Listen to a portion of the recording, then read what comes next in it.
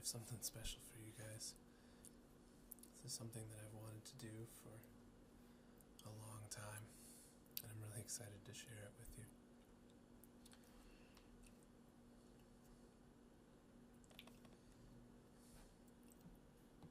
One of my favorite things to do is to read books to my kids. And tonight, I'm going to read you my favorite children's book.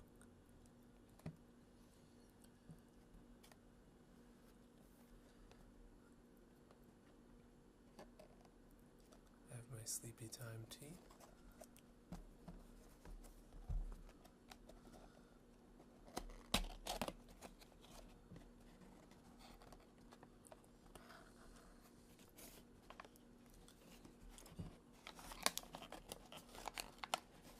It's one of my favorite evening teas.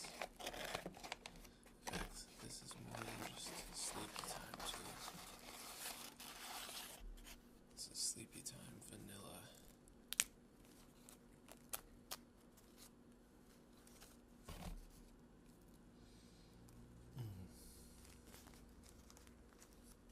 It smells so good.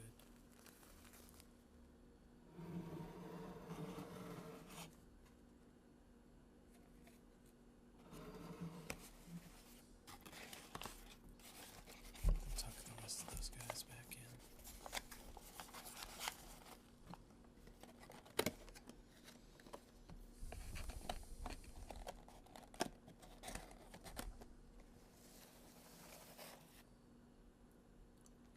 We'll save that for later.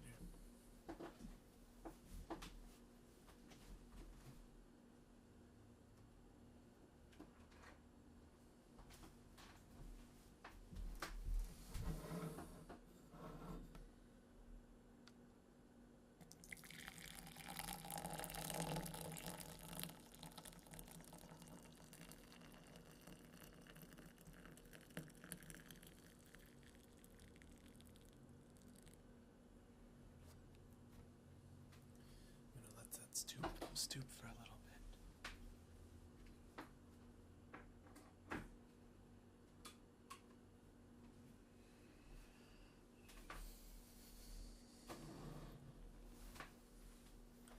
And by stoop, I mean steep.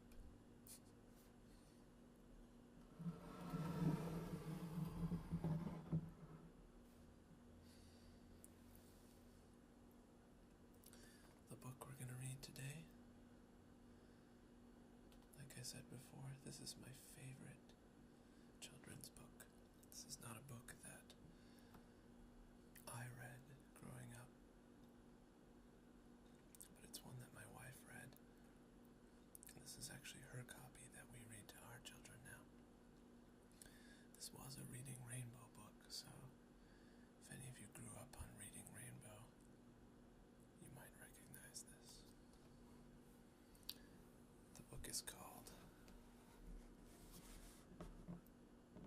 Oxcart Man by Donald Hall. Pictures by Barbara Cooney. Now this might not look like much to you at first glance, but trust me, I think you're going to enjoy this. I certainly do.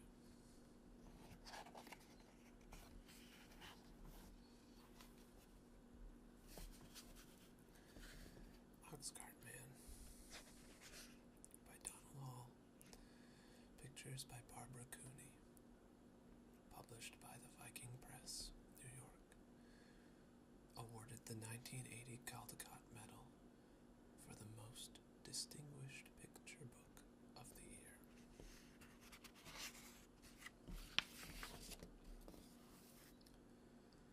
This book is dedicated to Paul and Bertha Fenton and Elijah.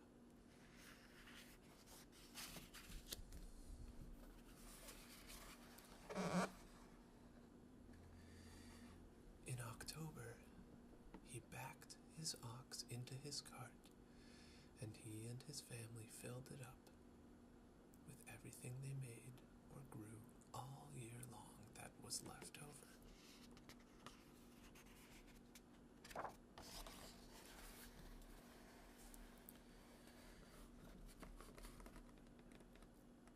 He packed a bag of wool he sheared from the sheep in April. He packed a shawl his wife wove on a loom from yarn spun at the spinning wheel from sheep sheared in April. He packed 5 pairs of mittens his daughter knit from yarn spun at the spinning wheel from sheep sheared in April.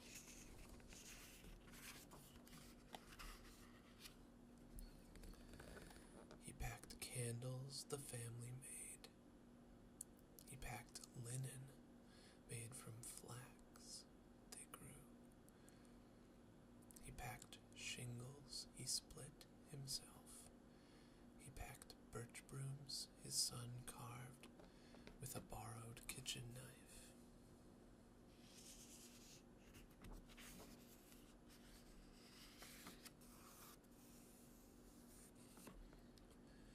He packed potatoes they dug from their garden. But first he counted out potatoes enough to eat all winter and potatoes for seed next spring. He packed a barrel of apples, honey and honeycombs, turnips and cabbages, a wooden box of maple sugar from the maples they tapped in March when they boiled and boiled and boiled the sap away. He packed a bag of goose feathers that his children collected from the barnyard geese.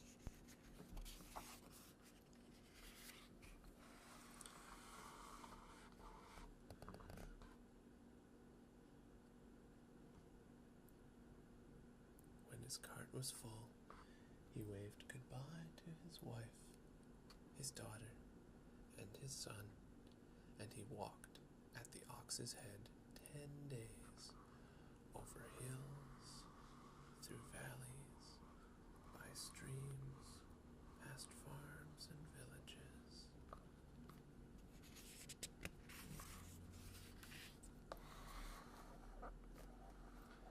Until he came to Portsmouth and Portsmouth Market.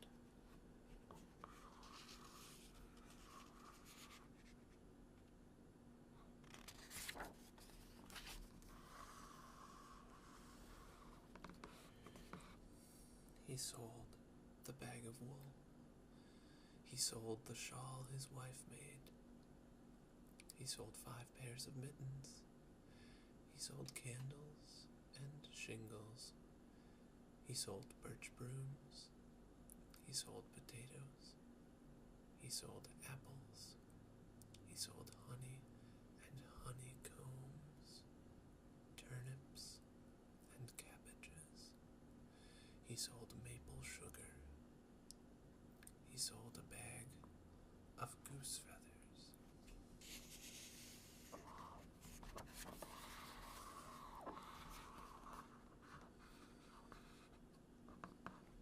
Then he sold the wooden box he carried the maple sugar in. Then he sold the barrel he carried the apples in. Then he sold the bag he carried the potatoes in. Then he sold his ox cart.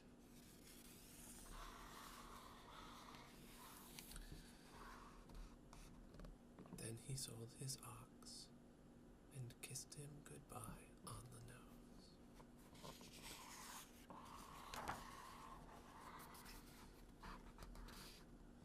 Then he sold his ox's yoke and harness. With his pockets full of coins, he walked through Portsmouth Market. He bought an iron kettle to hang over the fire at home, and for his daughter he bought an embroidery needle that came from a boat in the harbor that had sailed all the way from England. And for his son he bought a Barlow knife for carving birch brooms with, and for the whole family he bought 2 pounds of wintergreen peppermint candies.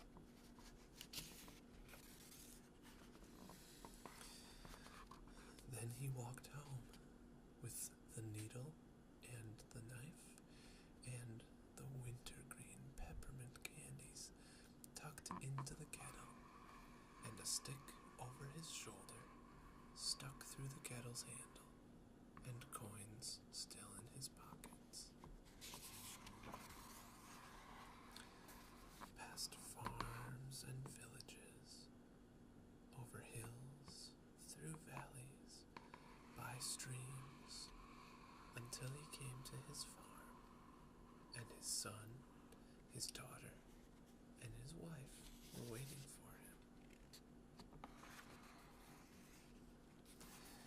And his daughter took her needle and began stitching, and his son took his barlow knife and started whittling, and they cooked dinner in their new kettle, and afterward everyone ate a wintergreen peppermint candy. And that night the ox-cart man sat in front of his fire, stitching new harness for the young ox in the barn.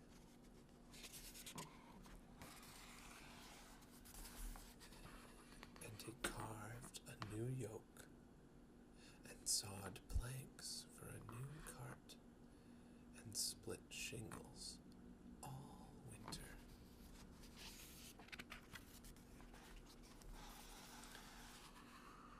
While his wife made flax into linen all winter, and his daughter embroidered linen all winter, and his son carved Indian brooms from birch all winter, and everybody made candles. And in March, they tapped the sugar maple trees and boiled the sap down.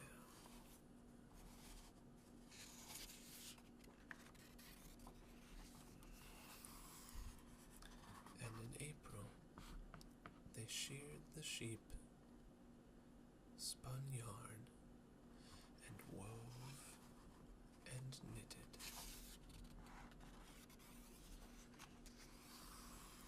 And in May, they planted potatoes, turnips, and cabbages, while apple blossoms bloomed and fell, while bees woke up, starting to make new honey.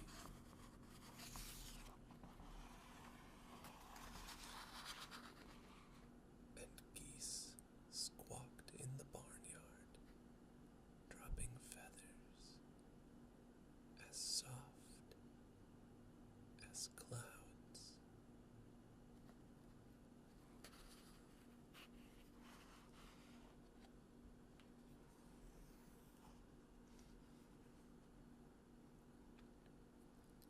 Isn't that a beautiful book?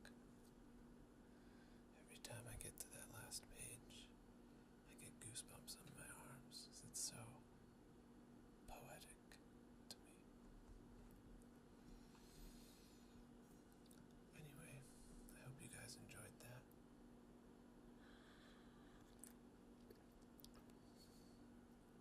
My tea is still pretty hot.